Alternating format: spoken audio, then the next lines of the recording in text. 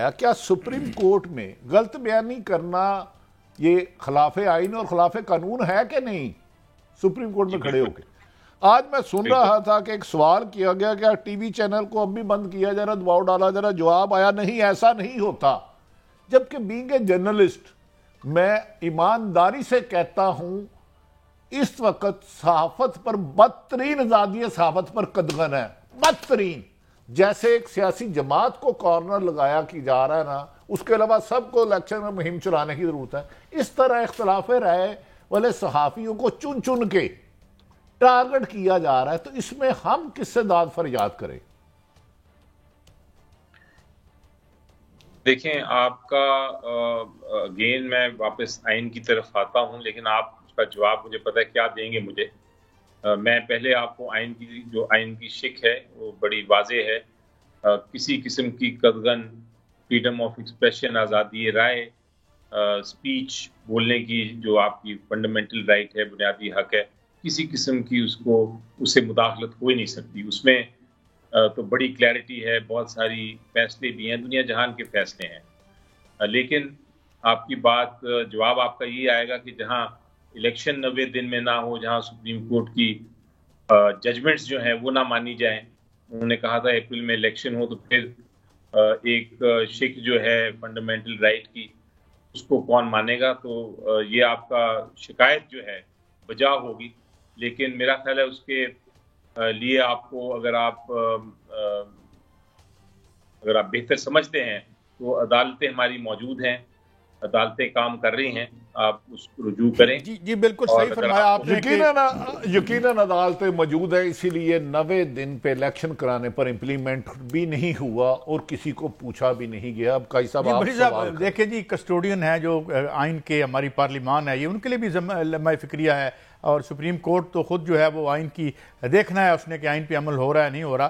So we look forward to them to these rights to be restored if they are at all being infringed۔ تو آپ یہ بتائیں، کل Saint میں in fact میں نے جب کل پرسوں سپیچ کی تھی فلسطین کے بارے میں اور کشمیر کے بارے میں، یہ جو بمبارمنٹ ہو رہی ہے اور ہزاروں لوگ مر رہے ہیں، شہید ہو رہے ہیں، زخمی ہو رہے ہیں، بچوں کو مارا جا رہا ہے، تو میں نے ساتھ یہ بھی کہا تھا کہ اس کے ساتھ ساتھ ہمیں اپنا گریبان بھی جھانکنے کی ضرورت ہے۔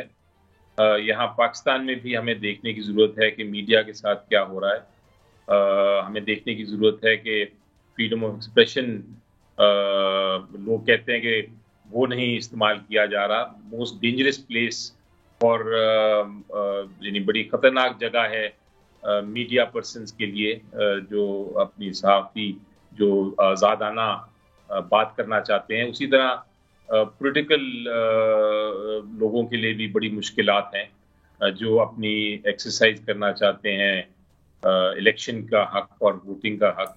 تو یہ سارے معاملات ہمیں بھی دیکھنے کی ضرورت ہے، اور جیسا آپ نے درست فرمایا کہ پارلیمنٹ نے جہاں پارلیمنٹ ریزولوشنز پاس کر رہا ہے فلسطین پہ اور کشمیر پہ، وہاں ریزولوشنز پاس کرنے کی ضرورت ہے اس قسم کے معاملات میں بھی، جہاں ہم اپنے آئین کو دیکھیں کہ اس کی خلاف ورزی ہو رہی ہے۔ بلکہ ایگزیکٹو برانچ بھی جو بھی ہے وہ بھی اپنا کام کرے، اس وقت بھلے سے وہ کیئر ٹیکر ہیں۔ میں اب سائفر کی طرف آتا ہوں۔ برملا جو سیاسی مخالفین ہیں ان کے حلقوں میں سے یہ بز آتی ہے کہ جناب اس میں تو خان صاحب گئے، اور آپ اسے کیسے دیکھتے ہیں؟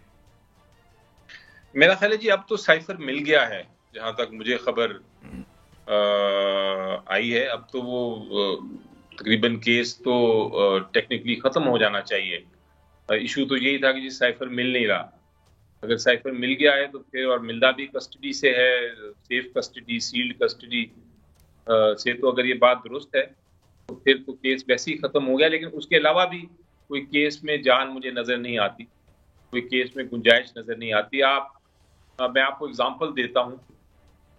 آپ اگر پرائم منسٹر ہوں اور آپ کو خبر ملے آپ کے ایمبیسڈر ہیں کسی ملک کے، وہ آپ کو لکھتے ہیں کہ جناب لگتا ہے کہ یہ ہمارا جس ملک میں کا میں ایمبیسڈر ہوں آپ کو حملہ کرنے لگا ہے پاکستان پہ، تو یہ ایک سیکرٹ ہوگا، لیکن پرائم منسٹر کا پھر حق ہے کہ وہ پبلک کو ڈسکلوز کریں۔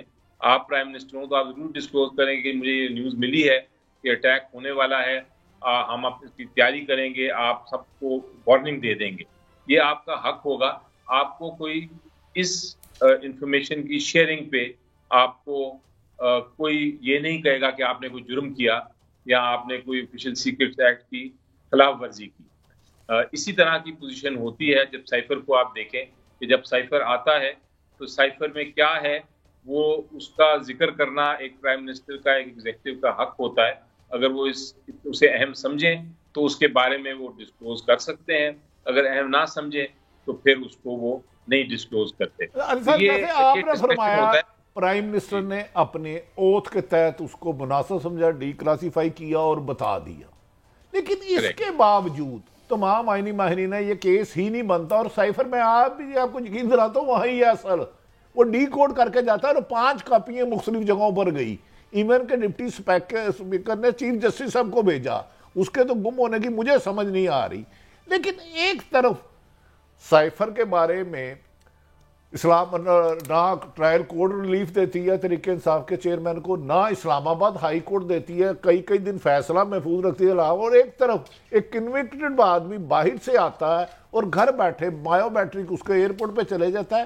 تو کیا قانون دونوں میں ایک جگہ ہی ہے یا آپ سمجھتے ہیں کہیں فرق کیا جاتا ہے کہیں نہ کہیں؟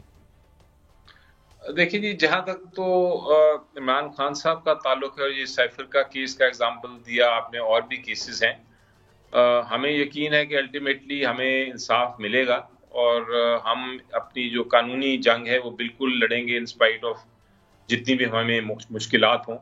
ہم اس کو پوری طرح ڈیفینڈ کر رہے ہیں اور کرتے چلیں گے.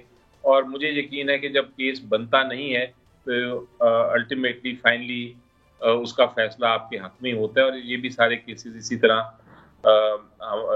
انصاف اور قانون اور حقیقت کے حق میں ہوں گے. لیکن جہاں تک اپنا نواز شریف صاحب کا تعلق ہے, ان کو آپ ان کا کیس آپ شاید خان صاحب سے کمپیئر نہیں کر سکتے. وہ اس لیے کہ وہ کنوکٹڈ ہیں, وہ کنوکٹڈ تھے اور وہ آئے پاکستان, ان کو قانون یہ کہتا ہے کہ ان کو جیل جانا چاہیے تھا اور پھر اپنا لیگل بیٹل لڑتے, اپنی قانونی جنگ لڑتے.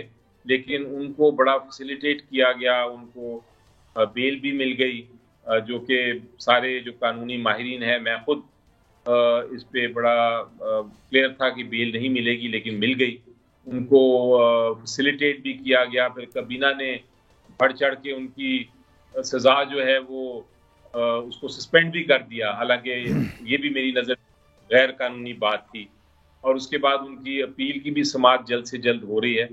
تو بہرحال وقت تبدیل ہو گیا ہے, لیکن ان کو جو فیسلٹی مل رہی ہے سرٹنلی وہ فیسلٹی ہمیں نہیں مل رہی ہمارے, بلکہ کنٹری ایکشن ہو رہا ہے ہمارے. تو پرویز الہی صاحب مثلاً ان کو کیا جاتا ہے اریسٹ, اور وہ ایک کیس میں بیل لیتے ہیں تو دوسرا آ جاتا ہے کیس, دوسرے میں لیتے ہیں تو تیسرا آ جاتا ہے, اور اس طرح درجنوں کیس میں ان کو اریسٹ کیا جاتا ہے. ہائی کورٹ آرڈرز پاس کرتا ہے کہ آپ ان کو مزید اریسٹ نہیں کریں گے, ان کو کیسوں کے بارے میں بتائیں گے.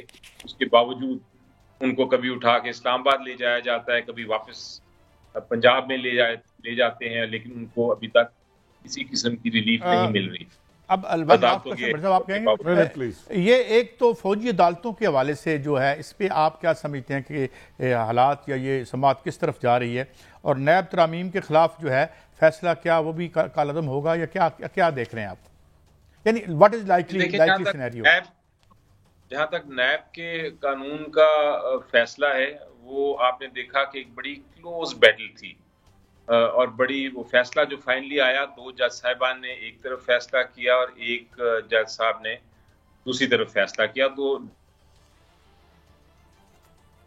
شاید ہماری آواز اور رابطہ منقطع بڑی صاحب, لیکن ہم ان کا شکریہ ادا کرتے ہیں. جی پلیز کنٹینیو کریں, بیچ میں تھوڑی دیر کے لیے رکا تھا سلسلہ.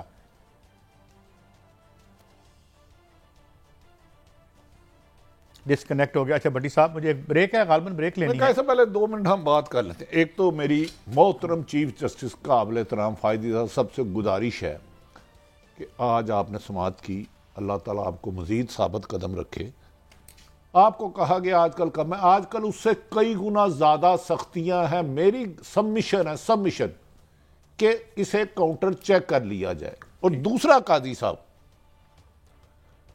2014 میں کہتے ہیں کہ پیمرا تھا، ارشد شریف شہید کو اس وقت کے چیئرمین نے کئی شوکاز دیے. میں اور ارشد شریف 10 دفعہ خود گئے. ایک شوکاز میں حقیقت یہ ہے کہ ٹیم کہتی تھی ہمیں پتہ ہی نہیں آپ پر یہی پیمرا کے چیف جو آج عدالت میں پیش ہوئے تھے، آج عدالت میں پیش ہوئے محترم. اور ارشد شریف شہید اور میں لاہور گئے اور انہوں نے کہا ہمیں پتہ ہی نہیں آپ پہ ایلیگیشن کیا ہے. کوئی بات نہیں. جمہوریت دیکھیں میں بٹی صاحب تھوڑا سا سب کے لیے ہو اختلاف رائے رکھنے والا. میں یہ قرض کر پرسنل ناراضگی کرنا بٹی صاحب، یہ جو صحافت میں بھی پارٹیاں بن گئی ہیں نا، ادھر سے نوکری پکڑ لی ادھر سے نوکری پکڑ لی، مگر میں ایک بات ہے جو بڑی اچھی بات ہے کہ جو سائفر ہمیں مل گیا ہے، تو مجھے یاد آیا کہ زندگی سے یہی گلہ ہے مجھے، تو بہت دیر سے ملا ہے مجھے. تو اچھی بات ہے کہ سائفر مل گیا.